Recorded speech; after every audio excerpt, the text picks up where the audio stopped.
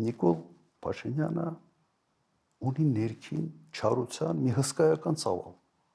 Եվ իր մարմնի մեջ այդ չարությունը չի տեղավորվում։ Անընդհատ դուրս է տալիս։ Ինքը ամեն քայլափոխին պիտի ստեղծի կոնֆլիկտ։ Եվ այդ կոնֆլիկտով ինքը ոնց որ սնվում է, ինչ որ էներգիա է ստանում, մի նոր կոնֆլիկտի համար, նոր կոնֆլիկտի համար, նոր կոնֆլիկտի համար։ Եթե դու կոնֆլիկտացին ես ինքդ քեզնով, եւ դու ունես հսկայական իշխանություն, գրեթե այսօր անսահմանափակ, դու այդ կոնֆլիկտը ինչ որտեղ սկսում ես կիրառել, դու սկսում ես հակադրել, ոչ միայն ասես հների նորերի,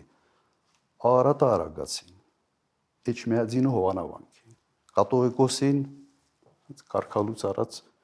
քահանային,